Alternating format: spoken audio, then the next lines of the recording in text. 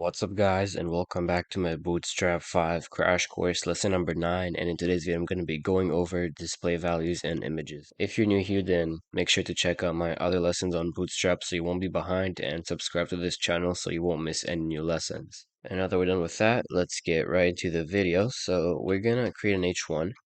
We could write something like Bootstrap display and then values. Under this H1, we're going to create multiple paragraphs. So let's get our first one. The text, we could write something like display. And then after the display, we're going to write the name of the value. So we're going to go over inline first. And to set the display property of something with Bootstrap, we're going to have to write D. That stands for display. And then after this, we're going to write the name of the value. So in this case, it's going to be inline. And let's take a look. So right now, if we inspect the element here, we can see that the display property is going to be inline. And if we remove the display property, we can see that now it's going to be a display block. So right now, we could see that when we hover the paragraph here at the bottom, we can see the blue line or the light blue. That's basically going to be the space that this element takes. And so this is what a block element looks like. When I click this, now it's going to be display inline. We can see that the space is only going to be the amount of letters or words that we have in this element.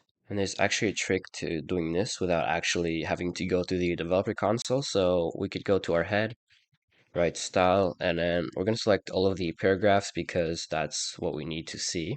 Or you could just do everything. So you could use this, but I'm just going to use the paragraph selector, and then we're going to write background color. I'm going to set it to blue. You can change it to whatever you want. And then I'm going to actually make this a bit lighter. And then we're going to change the opacity to something really light. So I think 0.2 should work well.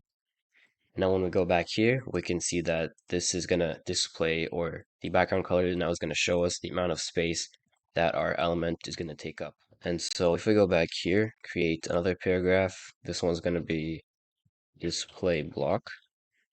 The class is going to be dblock2. And now we're going to see that the width is going to take up 100% of your window. And over here, we can see that it does work.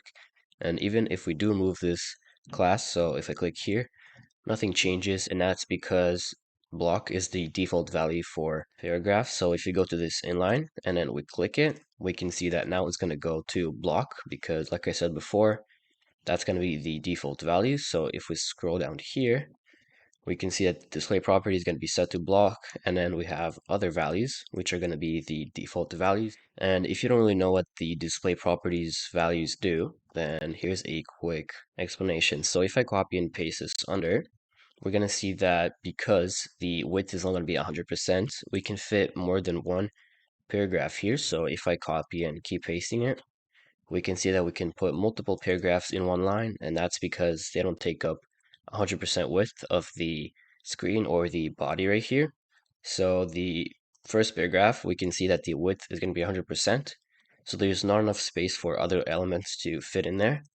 But then for these ones, the display property is going to be inline, which only takes as much space as it needs. Now let's take a look at the H1. So we're going to go after the paragraph, comma, write H1. And now we're going to see that the display property value is going to be block. So the default value for the H1 is going to be block. And if we changed it to something else, so let's write the inline. So inline, we're going to see that nothing really changed because we have the display block here. So let's comment that one out.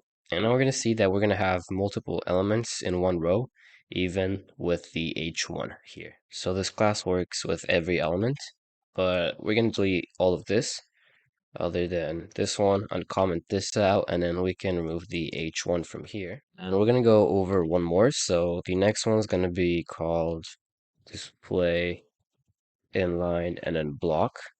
And then the class is pretty obvious. It's going to be d-inline block. There we go. So now this is what the inline block is going to look like. And the first thing that we notice is that the display inline block is going to be a bit bigger. So it has a bit more padding than the display inline. And if we actually take a look at the styles here, scroll down, we can see that it has a margin top of 0, margin bottom of 1 rem. So we can see it work here. So the light orange is going to be the padding bottom, and the display inline also has it, but it doesn't work because of the display value.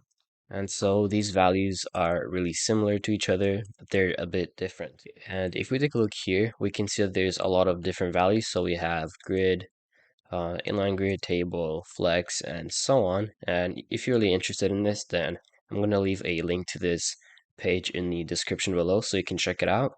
But now we're going to move on to images. So let's go back here, delete all of this, and then also the styles. And we're going to create an image. So we're going to write image. The source is going to be HTTPS. And then we could do lorem.pixum. I'm pretty sure that's what it is. Let's check. So lorem pixum. Click here. And then let's copy the second link. They're both going to do the same thing, but let's just use the second one. We could write ... here. And when we open it, we can see that every time we reload, a new image is being generated. We have that out of the way. Let's add a class, and the first one is going to be the image, and then it's going to be called thumbnail. And this one's going to be for thumbnail. So if we go back here, we're going to see that it has this pretty nice border. So let's take a look at the styles here. So we have some padding, background color.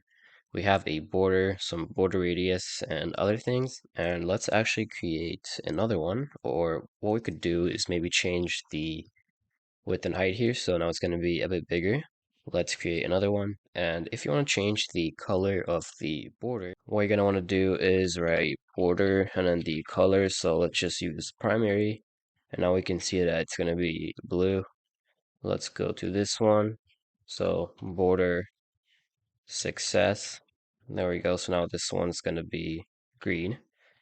Let's remove, or actually delete this image and then remove both of these classes from the first image. And take a look at the next one, which is going to be rounded. And you've seen this before. What it does is it rounds the image or the edges, so it looks pretty nice. And we can use the other one too. So image thumbnail. Let's see what that would look like. So now the image is not really going to be rounded because it already has a border radius, so there's no point in doing that. And there aren't really any specific classes that we could use for images, but just the small classes that are really helpful. So let's add the rounded back. And then there's this cool one, which is going to be float. We have a start and an end. The start one is not really going to change anything, but if we change this to end, now we're going to see that it's going to be at the top right instead of the top left. And last thing I'm going to show you is how to center an image. So let's remove this one. And then if you want to, you could set the display property with images too, actually. So let's go over that first. We can do display block. Now the image is going to take up, or the width of the image is going to be 100%. So that's pretty nice. We can use inline. We could use inline-block too. So inline-block. There we go. So if we actually created a paragraph under here, the end, we would write something like, let's just do lorem, or let's do lorem 10, so it wouldn't take too much space. Add a class of display inline-block, and then this one, the block.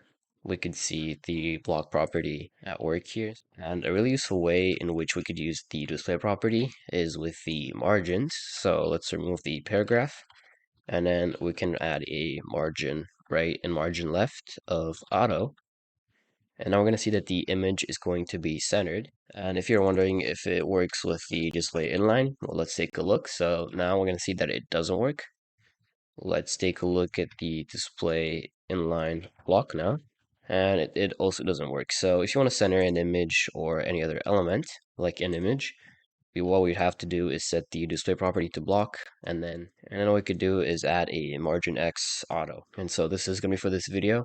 And I know it's a bit weirder and different than other videos that I make because I had to put two different categories together because I didn't want to make a video that would be too short. And so, like I said before, this is going to be for this video, so I hope you enjoyed it. Leave a like if you liked this, add to the channel for more content like this. Leave a comment down below if you have any video requests or questions, and see you next video.